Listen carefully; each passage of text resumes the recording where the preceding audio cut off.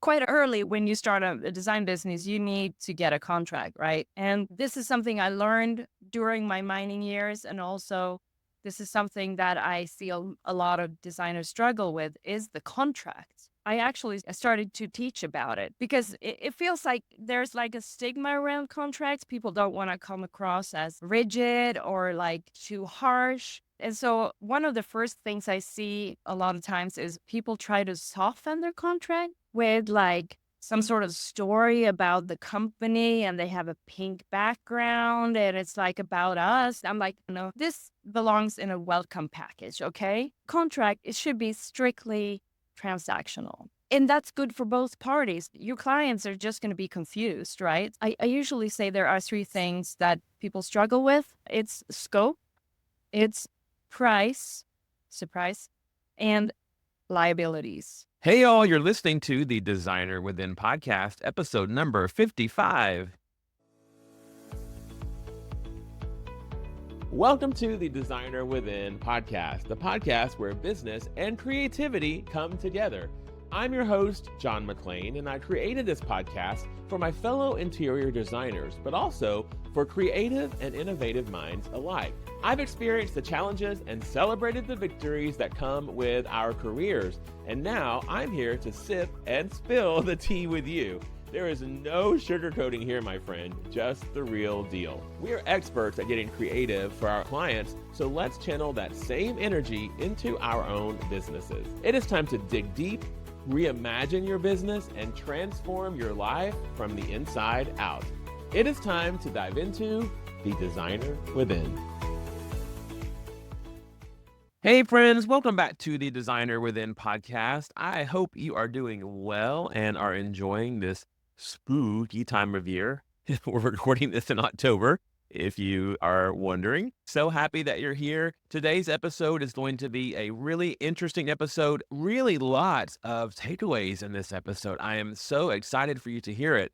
I have Christina Richardson on with me today, and she is truly full of so much knowledge. She has a very interesting background, as most of us do, but hers gets a little more interesting because she came from the mining industry into interior design. How many of us can say that, right? And I love that we all have transferable skills that we've learned from our previous careers and that we bring into our design businesses now. Christina is no exception, and the lessons that she learned are so valuable to her, and now she's going to share them with us. Everything from liabilities in your agreement to contracts to worldwide regulation that will help you as an interior designer if you ever consider practicing in another country. It's really fascinating, the deep dive that Christina takes into a lot of things that could affect you as a business owner. We're going to talk about our agreements. We're going to talk about red flags with clients. Those are always fun to hear. And then, of course, we're going to hear Christina's insight on how she brings her beautiful Scandinavian design background into her business today, and lots of tips for you to also include that in your business if you choose to do so. Christina Richardson specializes in Scandinavian design, as I said. She's at the forefront of innovation and timeless aesthetics. Her portfolio not only showcases stunning projects, but also demonstrates her knack for weaving storytelling in her design process. I forgot to mention that. We do talk about storytelling. Christina's expertise extends beyond her creativity. She is well-versed in the corporate side of our industry and adept in navigating the complexities of running a business across different countries. If you've ever thought about expanding your business, not only outside of your current area, you guys, but also outside of the current country that you're in, Christina has some really, really great takeaways for you there. Without further ado, sit back and enjoy my fascinating and in-depth conversation with Christina Richardson from Christina Richardson Interiors. Hey, Christina, I want to welcome you to the Designer Within podcast. Thank you. Thank you for having me.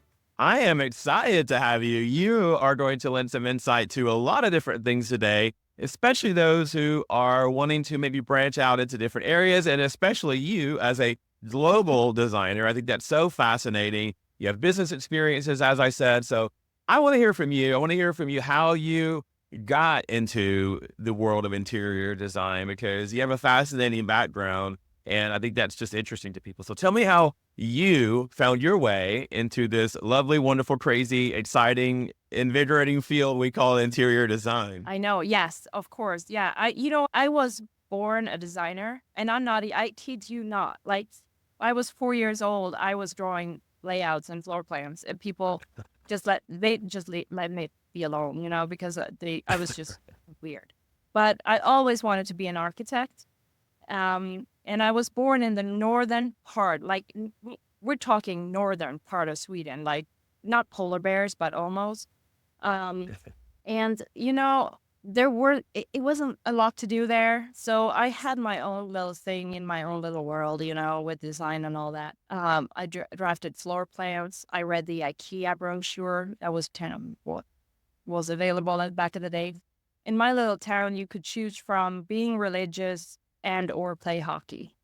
I didn't like any of it, so kids. Yeah, and then growing up, I really wanted to get into architectural school. Sweden at the time, I think, accepted 60 people a year, 60 students a year, 8 million people. And I was working at a construction and architectural firm at this point, and I got a degree in construction engineering just to kind of try to get into architectural school. But so I was like, oh, heck with it.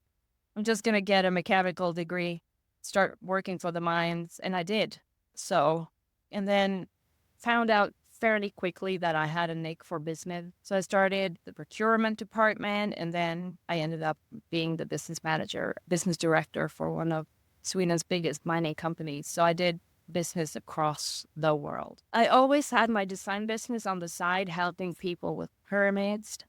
So I always had my design business, and that was what I kind of got back to when I needed to, de-stress, stuff like that. So I've always been a designer. And when we moved to the US, I couldn't work. So I was like, my husband is also in mining. So when we moved to the US, we couldn't work. I couldn't work. So I was like, I'm gonna get a degree in interior design, start my own business. And I did. That was 10 years ago. Oh my gosh. Wow. It's so interesting. I love hearing the background stories because very few, unless they're younger and they go straight from, high school to college, very few people go straight into the design field. And I love the fact that we've all found our own unique way to get into the industry. And what I hear from everybody, including you, is you can't push down the need and the want and the desire to do interior design if you truly love it. And I think that's what happened to you. You did something that you had to do out of necessity, which we all do, at some point. I did in the same way, but I love that you said, nope, design is still there. I still want to do it. But what also I love is that all the things that you just described, I heard procurement, and we've talked about contracts. All of those are transferable skills that go right into design, right? So you didn't lose anything by doing those previous careers, I'm assuming. Not at all. And you know what? I didn't realize it back then. I was really I thought it was just a waste. And then when I started my own business more and more, I realized, oh my gosh, like all the contracts and negotiations and just talking to clients, because everything is a negotiation, right? Selling things to clients because you're selling. You're everything. You're a seller, you're a procurement officer, you're a designer, and you're a psychiatrist. So you're everything. I love it. And I was going to do this later, but I think let's just go into the business side of it now, because I think that's what people want to hear from other experienced designers is, the successes and the fails. And then I want to talk more about your Scandinavian design focus and how you kind of balance this worldly design that you do, which is really has no boundaries for yourself, which is fantastic. But on the business side of things, with your previous career in mining and all the things that you learned there, tell me about some things that instantly pop into your mind that you're like, yes, this is something that went from my previous career to here. And then specifically, I want to talk to you about your negotiation skills and things that you've brought into from your career in the mining industry to interior design. But anything that pops into your mind right away that you're like, yes, that really helped me. Yeah. So, quite early when you start a design business, you need to get a contract, right? And this is something I learned during my mining years. And also, this is something that I see a lot of designers struggle with is the contract. I actually started to teach about it because it feels like there's like a stigma around contracts. People don't want to come across as rigid or like too harsh. And so one of the first things I see a lot of times is people try to soften their contract. with like some sort of story about the company, and they have a pink background and it's like about us and stuff like that. I'm like, no, this belongs in a welcome package, okay? Contract, it should be strictly transactional. And that's good for both parties. Your clients are just going to be confused, right? So that's one thing. Just try to separate like the transactional part and kind of your presentation and all the logos and, about info and all that doesn't belong in a contract. I usually say there are three things that people struggle with. It's scope, it's price, surprise, and liabilities. And for instance, the scope, I just finished a kitchen project. So we did the kitchen and the living room. And I'm very like rigid about like, okay, defining the scope. So it's the kitchen, the living room, and this is what we're going to do in it. And then the clients, when you start ripping things out, they get into a flow sort of. And all of a sudden they're going to start renovating the garage. And I'm like, okay, that's okay. I mean, I get you. I mean, I love this. So this is fun. So I understand. And they started asking me questions like, what color should we do? Like, what type of garage door, the storage units and all that. And I was pretty clear with them. And this is not a price issue. Designers come at this scope creep thing with a price, like a price issue. It's not. It's actually an insurance and liability issue. So if you start giving them advice and they start, all that, and something happens there, the first thing the insurance company is going to look at is your contract. And if it's not in the contract, you're not insured. So you can always say to your clients at that point, like, look, my contract does not include your garage. If you want me to include the garage, I can do that. And it's going to cost a little more, but it's basically from a liability and insurance point of view. Okay. So, and that's way easier for clients to understand, right? And easier too for the designer to say. For designers who are squeamish about, oh, do I do it or do I not do it? If you have a legal platform to stand Me. on, that just say legally I can, right? Legally, I can't, and I would love to help you, and I can definitely do that. I mean, if it's just a, color suggestion or whatever, you just do it. But if it comes down to more, things that can go wrong, or if they ask you, like, can you accept the garage door if you're here? Like, I think that's interesting too, because yes, you're right. I've always looked at it as from both points of view, and some agreements, some contracts can cover scope creep in different ways. Some can allow for it. Some can charge hourly. Some can say, I'm going to Yeah. create a whole new agreement for you. But to think about it from that legality standpoint of, oh, is this covered under insurance if I'm working in a different part of your home that we previously did not discuss and that is not listed out? Because I do like you, I am very detailed on my scope of work because I don't want anything to, number one, I don't want to forget anything, right? I don't want to forget that. But number two, I want to be covered legally. And I also want to charge enough for all of the things that we're doing, right? So I think that it's nice that you go into it, say, I would love to do this. Let's do it. Let's absolutely. If you have the time, right? You can totally add on those other things, but you have provisions in place for people to do that. And I think, and you tell them right up front, it sounds like to me, you're very transparent with them Yeah. about it. Yeah. You come across more of a victim. Hashtag victim. No, but what I truly think is great about it is that you're not wishy-washy. You can tell the client, you actually look more professional, in my opinion, because you're saying, what I'm hearing you say is like, I've done this before. This has happened before. Yep. And here's how I handle it. And there are steps to handle it rather than like running around like a chicken with our heads cut off, like freaking out that somebody has added something on and then saying yes to everything or just completely shutting it down and, saying no to everything. So I love that you have steps in place for that. So we've talked about the importance of an agreement, the contract, and how you like to have that standardized. Scope creep. What about if a client wants to negotiate with you? Tell me how you would approach that situation. There are so many more things than just the price or your hourly or whatever that cost things in a contract. So for instance, I call it the risk money seesaw. If a client goes, right, if you take on more risk, it's going to be more expensive. Less risk, less expensive. So keep that in mind.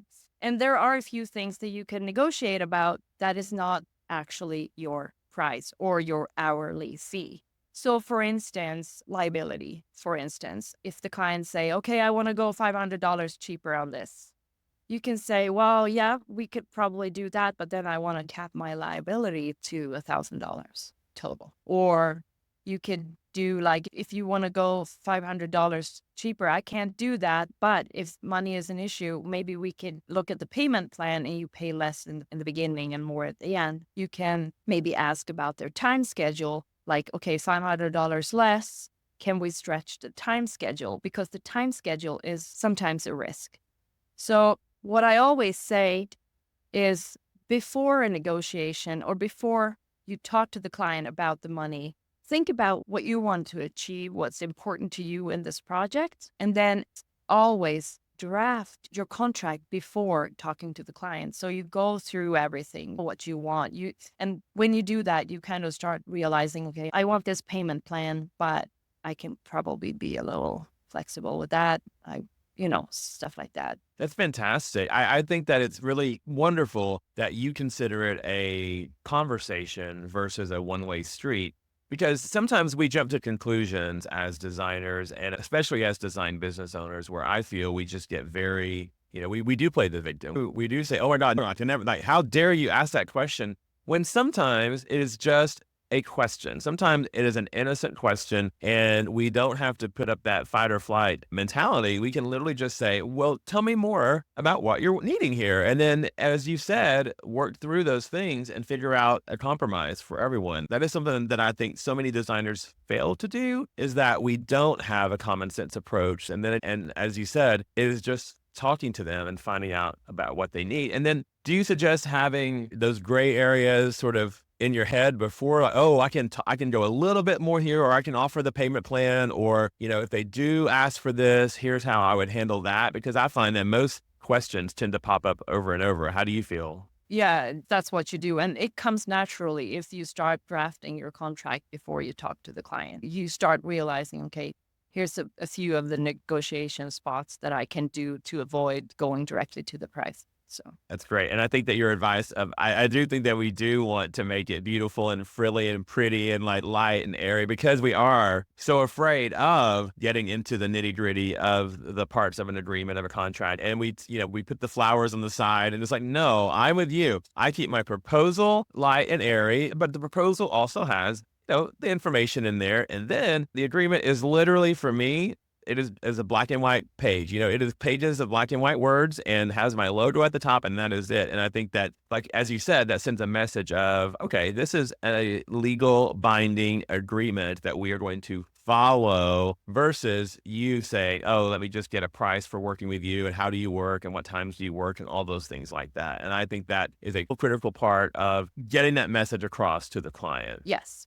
Very good advice. All right. Wow. I could talk about business all day, because you know me, I'm a business nerd, and you are great at it too. But I want to talk more about sort of global experience with your company. And you, as you said, and as I said in the bio, you're Scandinavian, and that's a big part of what you do. It's known for its simplicity, functionality, beauty. First of all, what do you believe are the core principles of Scandinavian design for someone who doesn't know really what that is, or who has admired it from afar and maybe want to start bringing pieces of that in? So what are the core principles that you incorporate from Scandinavian design into your designs worldwide? Yeah. So, I mean, I would say the three core principles from my perspective are light, warmth, and functionality.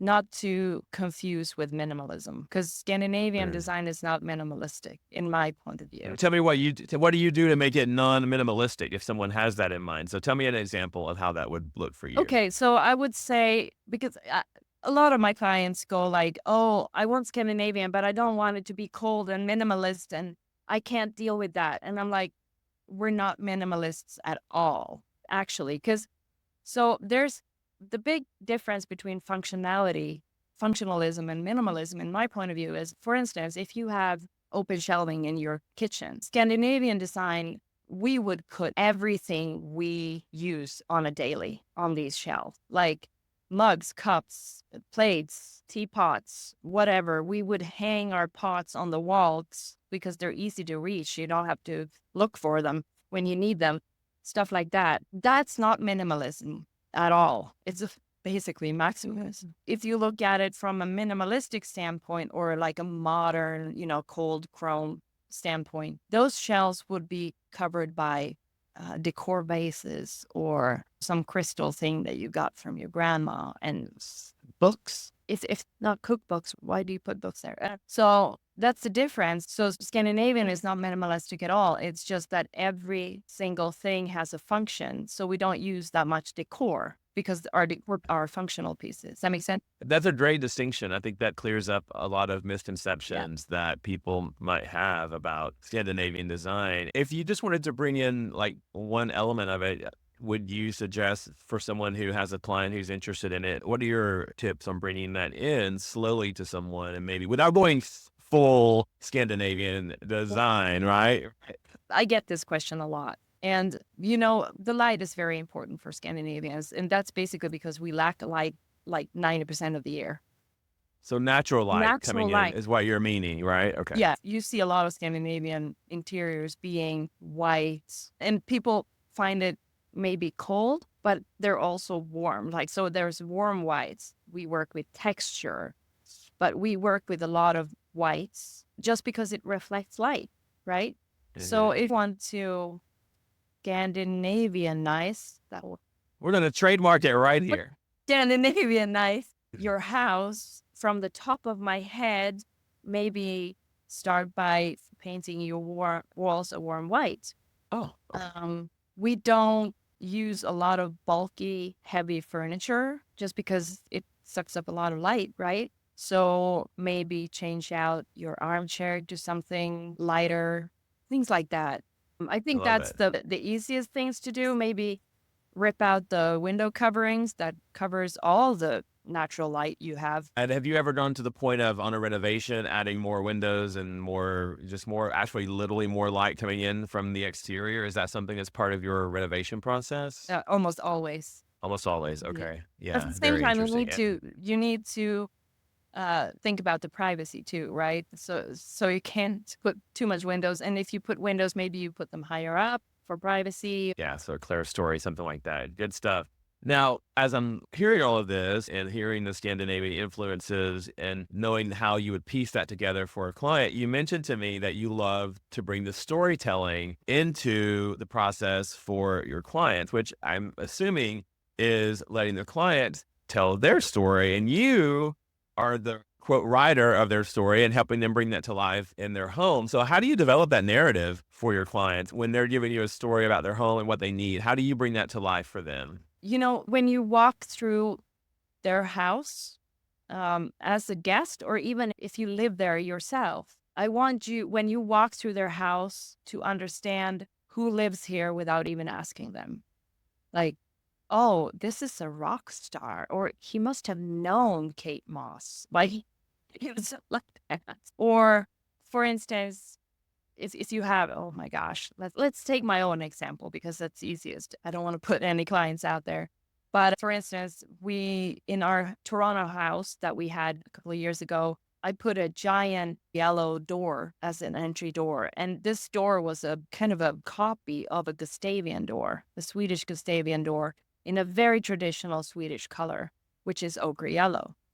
And that color I kept repeating a little bit, regular design stuff, but it is a very Swedish color. And so I repeated it in a big round window. All the bathroom doors I painted in this yellow color.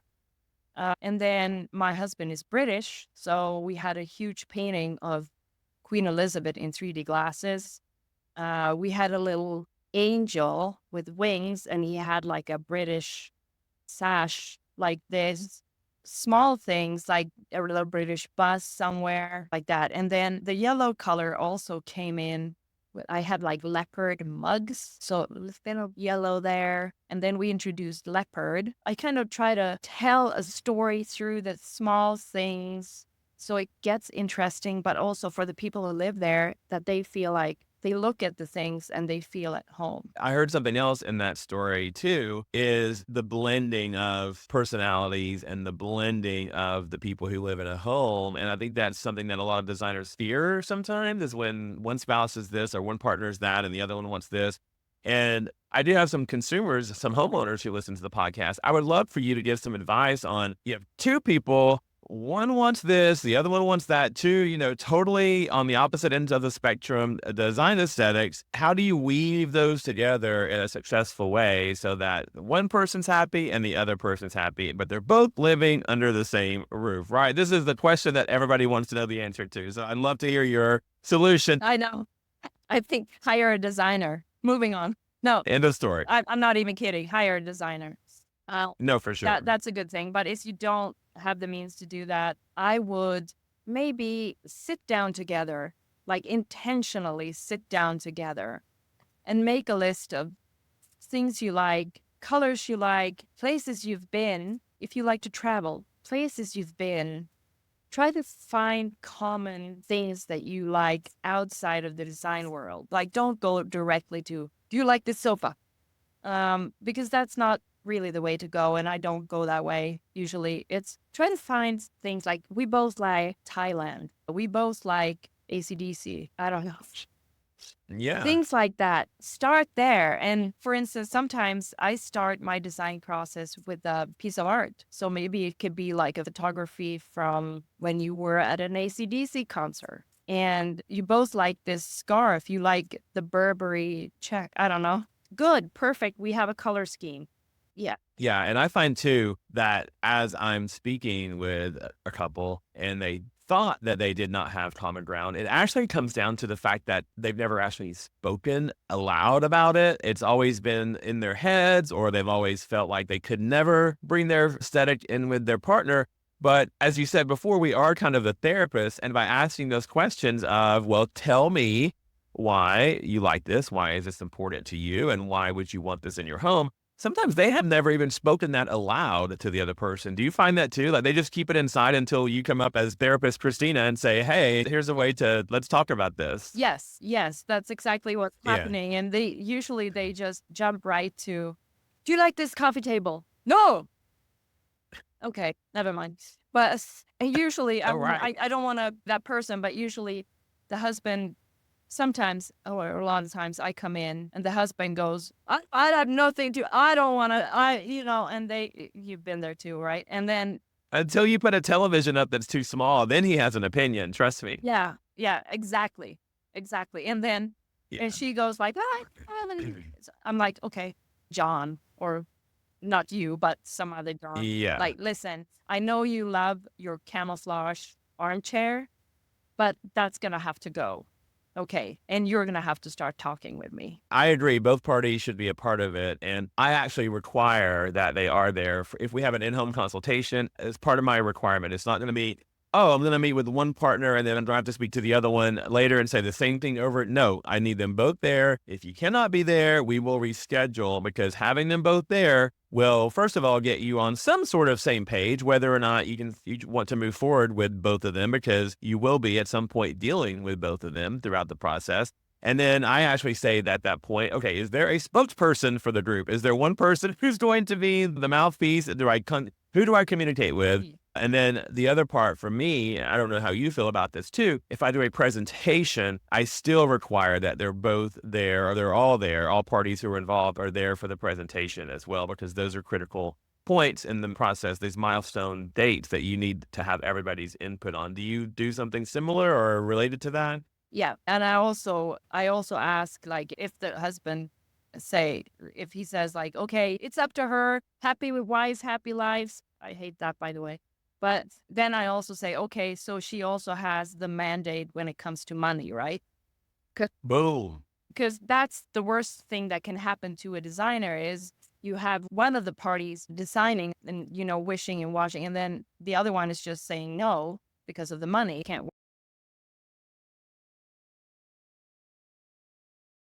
also needs to have the mandate for making financial decisions. Yes, I love that. So that's really good advice. And as I mentioned before, you work internationally from basically all over the world. Do you have any advice for someone who has always wanted to do that, or maybe has been scared to do that? Or are there any tips that you would recommend for someone who wants to branch out and just go into not only different parts of the US, which sometimes can be scary enough if you're, as for instance, a United States designer and you want to go to a different state, or, if you're Australian and want to go to a different part of Australia and work, like that can even be scary enough. But when you're branching out to a different country, Mhm. that also can get super duper complicated. So tell me about what you would recommend for someone to start doing that. Oh my gosh. And this is going to sound like overwhelming, but it's kind of fun. There is a common law when it comes to business that I think every designer should know about because the United States have signed this, and virtually all major trading countries have signed this law. And what it means is it steps in if you miss something in your contract or you don't even have a contract. And this law is called, and I have to read this because I never can't remember it. It's called the UN Conventions on Contracts for the International Sales of Goods, or the Vienna Agreement, which is easier to remember. But this law, just take a class in it, understand what it's all about before you do business, or especially if you do business abroad. But this law is applicable to national and international sales of goods. And even though it's not directly applicable to services, the principles are basically the same. And interior design usually is a mix of both services and sales of goods, right? So this is a very good law to know.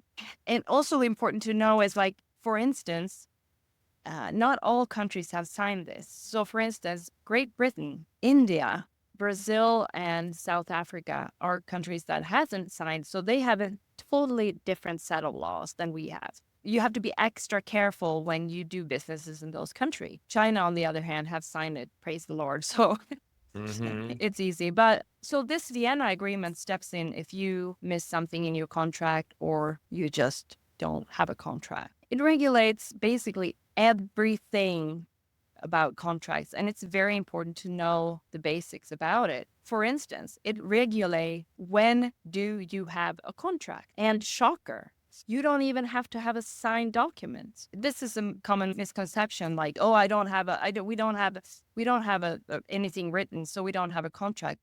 That is BS, and it's super dangerous. So, for instance, John, we're gonna play a game here. Let's see.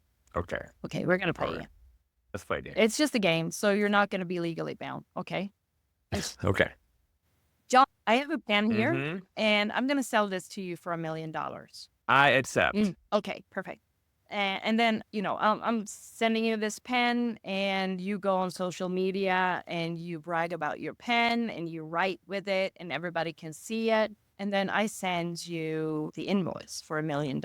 And you're like, what? No, we don't have anything written, so I'm not going to pay. Well, that's not going to fly, John, because Hmm. you, with your actions, have shown that you understood that we went into a contract. And it's as simple as that. That's really, really interesting. Mm. Yeah, I think you're right. Some people get, first of all, there are a lot of us out there who start out and don't have an agreement to work with. We don't have something to even show to a Mhm. client. And as you said, there are other ways to do that. Can it be harder to prove sometimes? And will it take longer? 100% yes. But you're right. It still is and we're not attorneys. We're not giving, legal advice here. But of course, it is still a transaction that has been documented in some way. And I think that's so cool. But on the flip side, let's just avoid all that and have a good agreement to begin with, right? Exactly. Make sure it's so much easier to prove. And Yeah, so if you have an agreement that is over this Vienna agreement. So if you have anything that's in your agreements will fly over the Vienna agreement. But the Vienna that's really agreement cool. regulates also non-payments, which is amazing. Not taking care of goods. So if your carrier drops your sofa in the pouring rain and it gets destroyed, takes care of that. Delays, bad performance. I mean, if the piping, you bought something and the piping is, coming off, or different dye lots or whatever, it takes care of all of that. And what it doesn't take care of, and I want to talk about this, is your liabilities. The Vienna Agreement only describes what is primary, but also secondary damages. Can we talk about liabilities for a bit? Let's do. So, a common misconception when it comes to liabilities is that there has to be some sort of common sense, right? You can't be liable for millions and millions, but you can. There's no limit to the liabilities. So that's why it's so important for you as a designer to have a cap on your liabilities in your contract. Either it's like you say it's $1,000. That's the best thing. If you have a cap and it's a number, that's the best thing. Second best thing is to take out your secondary liabilities. And people are like, what is she talking about? Okay, so I'm going to give you an example. While I was working in the mining industry, we had a truck, it caught fire inside the mine. And if you know anything about mines, like if you get a fire in a mine, it gets smoke filled. You have to evacuate. People can't be there for days. And this also got to the ventilation. The electrical started burning. It was chaos. And you would think, right, that the liabilities for this contractor would be, okay, they need to buy a new truck. They need to maybe pay for the ventilation. They need to pay for the electricals. That's the primary damage.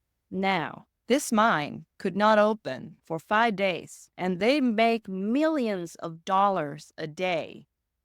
That's secondary damage. And if you haven't capped your liabilities, you're going to be liable for that. So in designer terms, for instance, if you work at a commercial project, let's say you work at a restaurant and you bought a gas range and there's no gas hookup or something, said you made a mistake. You bought a gas range. The primary liability is you have to buy the right range, like, right?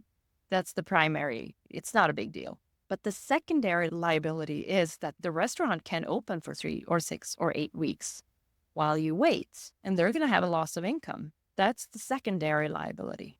Wow, that is really great advice. Something to think about to understand where your liabilities stop on a project, right? I believe my agreement says something to the effect of it's capped at the amount of the item only and no other liabilities can be brought forward, blah, blah, blah, blah, blah, something like that. So that's kind of how we do it. But what I'm hearing and what I'm feeling is something that I didn't do when I first started as a young interior designer in the industry is to even think about these things, to even ponder these things, to even know that they were out there. And I think that the first seed is, what we're doing now, planting that seed, knowing it's there. The second thing is like, get your butt to an attorney and have them draw up an actual binding agreement, really, like, don't try to do this on your own, right? No, yeah. And have that attorney go through the wordings with you so you understand it, because that will Yes. make you more confident when your clients start to ask about it. And you can ask your attorney, okay, what can be negotiated upon? What cannot be negotiated upon? Again, pat on the back, bravo, clap, because I want everybody, you should be able to sit down and explain your agreement to your client. And you should, by the way, explain your agreement to your client line by line. And if they have a question, if they have an issue with something that you can't answer, then you just pause that and come back to them and say, I will find this answer out for you and come back. But really, your job, as you said before, you are a designer, but yes, you're also in sales. You're also in, all these other issues that we could face with our company. And you should flip and know your agreement enough to talk to your client on a understanding level and explain that to them. Do you review your agreement with your clients before they sign? Or how does that work for you? Do you just answer questions or? Yeah, I send it over and then I say something in line with, let me know if you have questions or concerns and we'll go through it. If they don't, they're adults, they're grown-ups, they know how to read and they know English. So if they assume that they understood it. Yeah, I think there's two things there. I've done both. In the beginning, I did that, and then I flipped over to sending it to them and then having a video reading to review it and require that they do. But then I also sort of smartened up a bit and decided to video myself reviewing the general points of the agreement. And then now I send that over to, and I know, right? It really has changed everything. So I'll video myself. Here's your agreement. Of course, there are no numbers in here. Your numbers are your specific numbers that you see in front of you. But I'm going to review the parts of the agreement that I want you to know, and I zip that right over to them. That's mind-blowing. I'm going to start doing that. Thank you. It really does. It cuts back on a lot of the problems, and you can still show your personality in the video. It's just a great way to send that out. So as I mentioned, when I was younger and starting out, and a lot of people were in the same boat, they didn't know these things. What other advice might you have for someone who is just starting out. They're excited about design. They're excited about working on homes. But any other tidbits of advice that you might have for someone who's new to the industry or new to the design business side of things? Yeah, get an attorney. All right, right, right. Ooh, And I always say maybe even get like someone to mentor you as you know, I'm a business coach, or there are lots of coaches out there who can help you do this. But I think having someone on your side who is in the actual design industry, worked in it, doing it, active in it, is really helpful. And that could be as simple as a friend on Instagram, right? Who you befriended and you're DMing. Did you reach out to people in the early stages of your career to ask for advice on things? And if so, how did you find those people? that's a great question because I did know a lot about business, but I didn't know a lot about business in the design world. So I actually signed up for a design business course. I think we were 12 designers in that course across the US, from like Arizona to all the way up to Calgary, Edmonton. I was in Toronto, and we went through all the business steps and all that, which is great. I think that's the first advice to all the new designers. Take a design business course. But the best thing about this course was that after this course ended, we all stayed in touch, and we still are having meetings every second week. We have Zoom calls with other designers, and high and low, we talk about everything like business, chicken, kids. We've had some divorces. It's like, and then you can bring up your problem clients or your successes, or you can ask, what software do you use? And hey, I have problems with SketchUp or whatever. I mean, this group of women, oh my gosh. So I would say Yeah. create your crowd. Get in touch with other designers. We're not competing. We can't compete. We're artists. So the clients pick us. We're not competing. Competing is down here. We're collaborating. So reach out to other designers. Ask for help. We're here to help. Great stuff. I do something in my courses where I create what's called a promise pod, and I link other students together who are going through the course, right? And then they hold themselves accountable in this promise pod with one another, and they set their times to meet, and they do that, which is, it sounds exactly what you're speaking about. What other things after the fact? For instance, I see you all the time at markets and see you out there talking to people. Is that part of your plan of, collaboration over competition as well? Yes, I'm a networker. I love social settings. You can't really stop me. I mean, but yeah, I love that. And I love talking to young designers overall, especially about contracts and business, because I think that we have a big issue regarding that. So, yeah. I love that. I love that. And there's so many ways to do that. I always tell people, don't hide behind your phone on Instagram. It's great to have Instagram friends you can reach out to, definitely. Mm. But it's so important now that we can, especially when we were, muted from going out into the world with the pandemic and whatnot. Now we can do that freely. There's nothing that can replicate sitting around a dinner table or having some cocktails with people that you really admire or that you want to get to know. And then it leads to other things and opportunities. And if you think, oh, well, that's just a designer, they're not going to be able to give me other opportunities and help me out, and you help them out. I beg to differ, because that designer might have a contact with a brand, and that they can't work with that brand, but they're going to recommend Christina because Christina is available and this is her aesthetic more than that person's. And I just think that it just builds and builds and builds and builds, and we become a better community because of that. I also think that it creates an open dialogue, and Yeah. you're very open about how you speak about how you run your business and how you got started and what works for you and what's not worked for you. Have you learned some things from other people as well, just in these casual conversations that, out and about at market and different places? All the time. And I can't even name Yeah. them because it's like, it's invaluable to sit down, talk to you, talk to Luann, talk to whomever is there. And, you get tips and tricks and you get connections. And all of a sudden someone calls and say, hey, I can't take on this job right now, but I know you're a Scandinavian expert. Can you help out? Or, I mean, I work with other designers as well. And did you always know that you wanted to stay in that niche of Scandinavian, or was there a point when you were like, yes, I know this is my background, but I'm interested in something else? Or did you always know from the beginning that this is what I want to do. And I ask that because a lot of designers don't have a niche or aren't able to articulate what their niche is. And it just drives me bananas. And I was there in the beginning too, and I can see how that could be complicated. But on the flip side, you have to have a focus for your business, or else you're going to be designing a bunch of blah stuff for everybody versus some fabulous, amazing thing for your target market. So did you always know that? I have to say I don't have a choice because everything I do tend to be very stimulating. Yeah. Really Okay. everything else. Okay. But that All right. said, I mean, I work a lot with beach houses, work a lot in South Carolina at the moment, and beach houses and coastal design. But everything I Mm-hmm. do, the Scandinavian shines through, and I can't really stop it.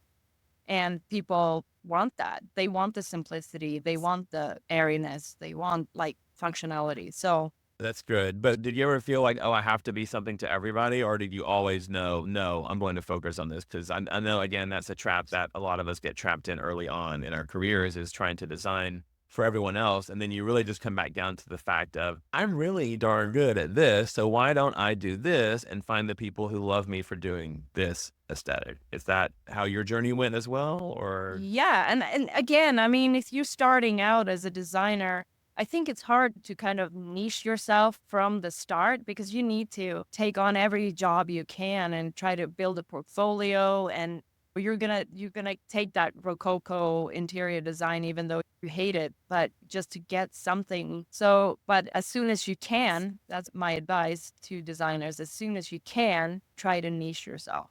I always say there are some that just pay the light bill, and then Yeah. there are some that you're going to put on your website. There are those two different projects. Yes. And then, Right. it doesn't mean you're not as great at the other ones. It's just the fact that those pay the bills sometimes, and you're not going to drag in a $5,000 per day photography fee for this, but you will get your bills paid. The client will be happy, and then you can just move on with it. And then, Yeah. as you said, you get more established, and then you can start saying no to the projects that don't align with what your aesthetic is. What about like the beliefs and the values side of things? Do you also have a clear definition of what your business values are and or your personal values, and then look for that same thing in a client? And how does that relationship work if you don't find that right person? Because that could be total sabotage to yourself and your business. So yeah, we're talking red flags here, are we? Yes. Open. I don't play games. I don't have time for that. And I don't have the brain capacity to do that. So I try to be very, very open, very transparent, and I want my clients to be the same. And I'm not here to play games. I'm not trying to trick anyone. And the second I feel like, you got clients that you say hello and then they start asking about your trade discounts, that's not going to turn out well. Or they open with, what's your hourly fee? Come on. Mm-hmm. Like, there are a few red flags here. If they don't respond, like if you send your welcome package and you try to set up a time and they don't respond, is that what it's going to be like the whole project? Is going to be pretty tough. So things like that, like I try to respond. For instance, if someone emails me, I look at my email like 50 times a day. I try to respond. I mean, if I'm a day late, I'm late. I think it's just a matter of setting those understandings up for yourself to know what you're comfortable in bending on. We talked about negotiations earlier and how that would work, but there's also other things. If you are adamant against working with someone with, XYZ problem, or if they don't agree with you on this and that's your line in the sand, then that is it. And I think that for me, going in there, knowing those things, as you said, like knowing that if someone doesn't have the courtesy to, for instance, have their spouse meet me at the consultation when I've really said, this is how we have to work, then that instantly shows to me a sign of disrespect and a sign of that this is not something that I don't know we need to continue on. And I always use the phrase with clients, we have to have a synergy. I tell them we have to have a synergy. We're going to be walking through your house in the most intimate spaces and you didn't clean up the night before. I can guarantee you there are things that we're going to get closer on. So let's just put that on the table now and understand we will be in this marriage of design together, and it has to work out for both parties. They have to respect us, and then we have to respect them, of course, too. Yeah. Yeah. Yeah. I Yeah. couldn't have said it better myself. So yeah.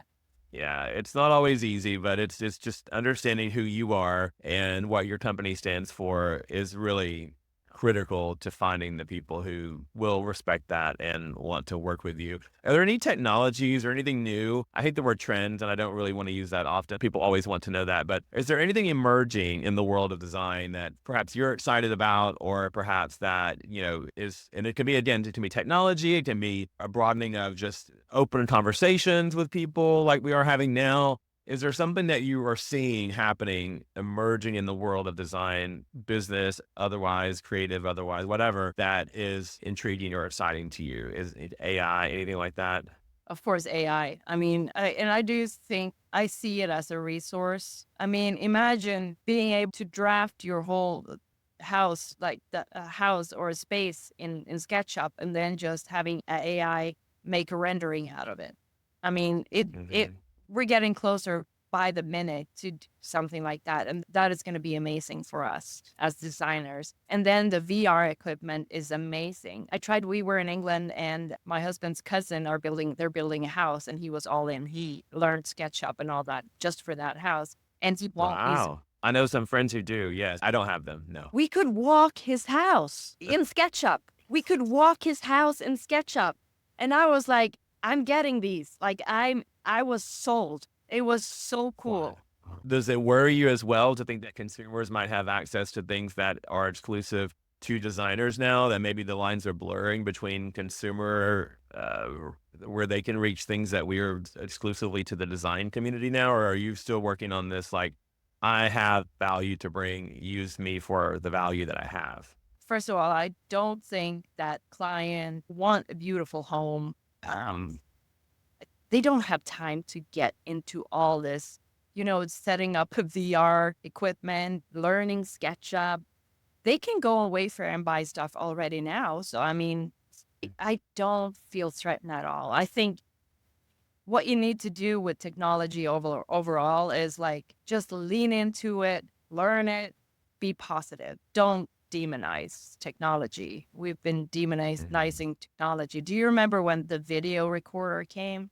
We were Mhm. gonna Sadly, be, yes. yeah, we were gonna be monsters. All of us who watched video. I always say too, if you're not good at something, hire someone who is, work with someone who is, hire a virtual assistant, hire someone that they don't have to be in your office physically. As an employee, they can just be someone that you bring on a contract basis and partner with them because they're very good at something. When I was in design school, I knew I hated CAD. I always hated CAD. I never wanted to do CAD. But I looked at all the other people in my class and said, oh, she's good at CAD. Oh, she loves CAD. Oh, she's had every project done. And then that's who I actually hired in my business afterwards. So for me, I just kept my eyes open for people who were more talented, better at things. And that's why you do need to hire professionals to help you do things. And then the professional sometimes can come in the form of a designer who maybe has his or her own business, but wants to sort of branch out and do VR work or CAD work or, SketchUp for other people. You don't have to be good at everything, I guess, is what I'm trying to say, to be successful. There are people you can partner with. And have you partnered with people to have helped you do that? I guess attorneys, obviously. Attorneys,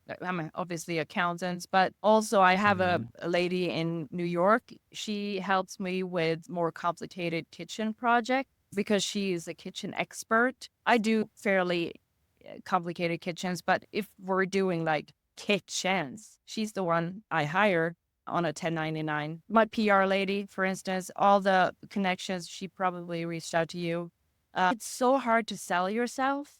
And it's so easy to have a PR person call and say, hey, this is Christina Richardson. She wants to be in your magazine. She has this blah, blah, blah, blah, blah. So much easier for someone else to sell someone else. So I have that. I had an intern. So she helped me with, when we were shooting, she could run around, just get things done. You don't have to feel bad about not being wonderful at everything. No one ever said when you become an interior designer or an interior design business owner that you have to be perfect and have to know everything. No one ever said that. I remember a firm that I worked with when I first started out, we partnered with an architect, and gorgeous, Christina, just gorgeous, amazing hospitality projects, restaurant projects, hotel lobbies, all the things. And I come to find out that this architect did not even have his degree. He hired all of the architects in his firm to fulfill his vision. And so this person was putting out to the world these gorgeous projects, and they were all amazing and all so well done.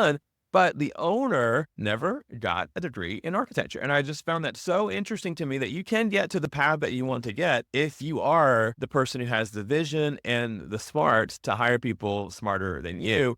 But it is that vision. So maybe the architects that worked with him didn't have the vision and he had the vision. And so he just needed people to take that vision and relay that in a way that worked for everyone in a safe way, all the things, right? So isn't that fun to think that you can do anything you want if you surround yourself with the right people? Yeah. I mean, I Yeah. agree 100%. You don't have to hire people either. You could, No. have them as consultants. And so it's easy peasy in a way.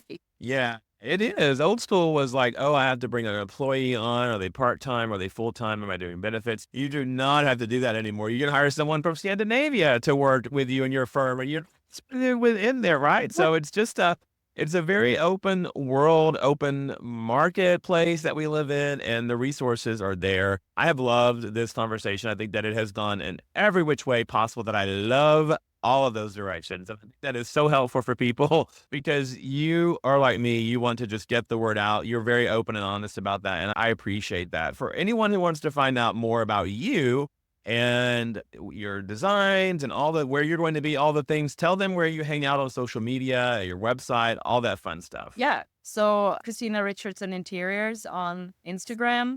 I'm a TikTok too, and I have a link tree, so you can find me on my link tree everywhere on the website and everything. And so if you have any questions, shoot me a DM. I'm always answering. As I said, like it's a matter of minutes. I can attest to that. We usually bump into each other at one of the markets, and I think you're going to be at High Point Market soon. So Yep. we'll see you there. And then we actually met first time in person at Vegas Yeah. Market, I believe was the first. Yeah. So the markets are helpful. So yes, Christina is around. She is there. Thank you for sharing your knowledge, your insight, your experience, just your openness. It really does mean a lot to me and the people listening. So thank you so much, Christina. Well, thank you so much for having me, John. This was so much fun. Thanks for sticking with me to the end of the Designer Within podcast. It means the world to me. If you're ready to dive deeper into the topics that we've discussed here, be sure to check out my online coaching and courses program, DesignSuccessAcademy.com. Here I will teach you everything you need to know to run your interior design business from starting the project all the way to the end, including marketing and pricing your services for profit. And for more information on this podcast, including how to be a guest or my design services in general, go to johnmcclain.co. That's johnmcclain.co. See you soon, friend.